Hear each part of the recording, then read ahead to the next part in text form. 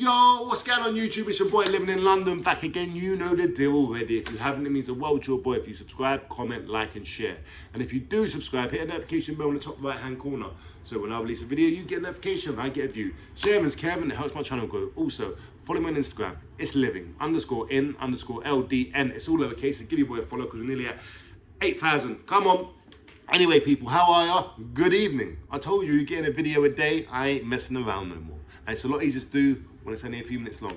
Anyway, this video is Andrew Tate versus rap music. I've spoke about this before in my lives. If you're just watching my videos now, go check out lives that I've done in the past. Anyway, Andrew Tate versus rap music. What's more detrimental to our society? What has more of a negative impact on society? What is more dangerous to your children? To you. Let's get into it. Who should we break down first? Andrew Tate or rap music? Let's break down rap music. No. Andrew Tate. Andrew Tate is a diversive figure. You know? I think diversive is the right word. Diversive? Maybe it's not. I can't. He's a figure that makes you, you either like him or you hate him. There's not really an in-between. I didn't really have an opinion on him before. I was kind of late to the party. But the more I watched him and the more I listened to his message, I didn't see too much badness in it. Now, there were some things I didn't agree with wholeheartedly, but there was a lot more things that I did agree with. And even some of the stuff he was saying was even taking shots at me. Not personally, but my lifestyle, certain decisions I make, and the type of person I am. And some of those things I wish to improve on. And other stuff, I just feel that he can be a bit too far on. He can be a bit too brash on, whatever. But me personally, do I think he should be censored? I mean, I can't think of anything that he said that was so offensive that I haven't heard in rap music, that I haven't seen on a film before, that I haven't read in a book. So I find it hard to, as adults, we're all grown-ups. Not everyone's on the same level. Not everyone's as sensible and as smart as everyone else, of course. But I feel for them to say, you know what, this guy is so damaging and so detrimental to people that we have to ban him and we have to shut him down from putting his message out there. What does that say about you? Well, that says about you that you are very easily molded. Even as adults, excuse me, you are very impressionable. And the government needs to censor certain opinions and subjects from you because you may be influenced by that and you may change as a person.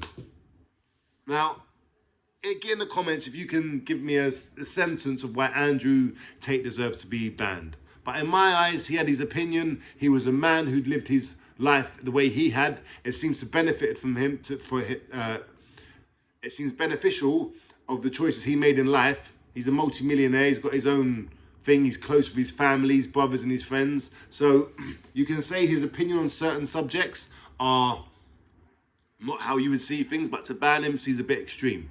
There's politicians I don't agree with. There's people I don't agree with across the board. But you don't ban everyone and you don't silence them because they have a different opinion to you. And even if their opinion's wrong. Look at Kanye West, for instance. I kind of was listening to him the last few days, kind of agreeing with him. He done an interview yesterday, I think it was, with Lex Friedman. When I watched that, I just totally realized that Kanye West is uninformed, angry, bitter, and he's making racist statements. But we're going to break down Kanye in another video. This is about Andrew Tate versus rap music. Cool. So let's talk about the rappers. And now one more thing. With Andrew Tate, how many people do you think have been hurt? How many people do you think have been killed? How many people do you think have gone to prison? How many people do you think have been influenced by Andrew Tate to change their life in a negative way, which could impact them and their family and their friends? Let me know in the comments. Okay, now let's get on to rap music. Now see me, I'm a gangster rap fan. I've been listening to rap ever since Biggie and Tupac. I can remember going into shops back in the day when they used to sell CDs and they would have like maybe like 10 of the most popular CDs in certain categories. So you'd have your rap music, all other sections, and they would have headphones and you could go and listen to the CD in there. I can remember listening to Tupac in like 96, 97 on HMV Records or somewhere like that. Anyway, this is not about how old I am or what I used to do when I was a kid. This is more about gangster rap and the effects it can have. So with rap, like I say, I'm a fan. I listen to it every single day.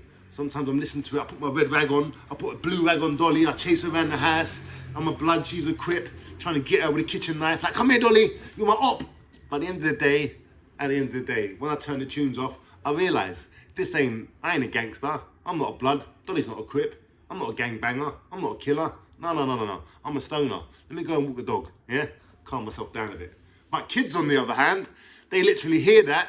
They want to, a lot of kids anyway, a lot of the youth. And when I just say kids, I mean from like 12 to 30.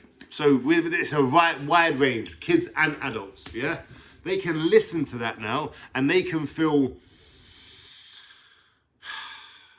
empowered, like their warped sense of reality or view on the world is backed up by these rappers. Stab this guy if he disrespects you, join a gang, sell drugs, fuck bitches, rob people, do all this type of stuff. Life's hard, fuck the police, no respect for this person, no respect for that person, it's just me and my guys.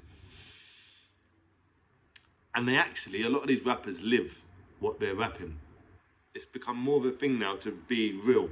So if you're a rapper, you better really be talking, you better be really doing what you're rapping about. Now, to me personally, even as a fan, a gangster rap band, I can see how detrimental that can be to society, to young people, to old people, to the general public, you know? I can see that definitely people have gone to prison because of rap music. They've definitely been influenced to live a certain lifestyle, maybe even dress a certain way, maybe even all this type of thing. It's an influential entertainment bubble. But there's no repercussions for it. They are allowed all the freedom of speech they want. Now, is this by design? Is it because most gangster rap and drill rappers and all the other stuff are just killing young, poor, black, white, brown people? Is that why? They're not really talking about robbing the rich. They're not really talking about going to private schools and stabbing up kids in private schools. No. They're talking about terrorising council estates and terrorising the streets that we live on. So how can that be allowed and an Andrew Tate be banned within a year or two because he says some misogynistic things and he says things that people don't agree with? He doesn't, he's not calling for violence. He's not calling to sell drugs. He's not calling for society to go downhill. He's saying what makes sense to him and his world and what's been, and how he feels the world should be or how he sees things.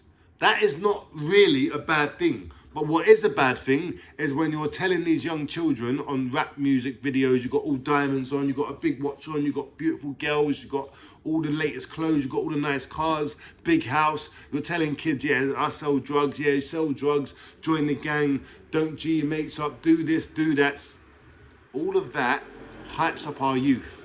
So when they're not even listening to the parents no more, the parents feel like they don't even have control of their own children, you know? And I do feel bad. Imagine you're just a good, hard-working person. You know, you've been trying to raise kids, but they just get taken in by society. You've tried your best, and then they go and do a bad crime, and then everyone's looking at you once they've done it like, oh my God, was that your kid? But, you know, you lose control of your child very young in this thing if you don't, if they just like certain things. Now, I don't think Andrew Tate, in my eyes, deserves to be banned. But I definitely feel there should be some consequences to these record labels that allow these young children to go and spit the most vile, hate-filled, drug-filled, misogynistic, where they're talking about women and their points of view on women, and then they can make money off it. and there can be no repercussions, even if people are getting stabbed, even if these rappers are influencing the young to go and fucking terrorize the streets. That is fine. To me, as a person, the only way I can see this is justified is because the record companies, the police force, the government,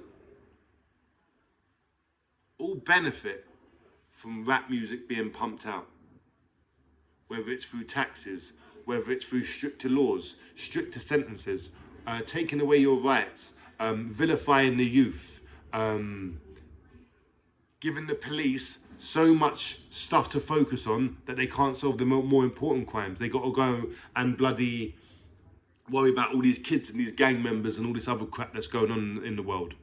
So I can see a beneficial to one side of things. But with Andrew Tate and his message, I can't see a benefit to how no one makes money off Andrew Tate. No one's gaining from his message. So if there is things that people don't like, shut him down. Yeah, shut him down, man. We've got to protect people. But as for our children, nah, well, they can sort themselves out. They must know that these rappers are just that. It's entertainment, and it's not real life. And when they leave the street, when they leave their house and they go on the street, we trust that they'll make the right decision. Does that seem right to you? Does that seem fair? They're censoring information for adults, but they're letting children run wild. This is part of society, and this is our problem. All of our problems, you know? It's not just the police's problem, it's not just the parents' problem. This is all of our problems that we have to address. Anyway, people, it's your boy Live in London. Like, subscribe, comment, share. Get in the comments and let me know what you think. Peace.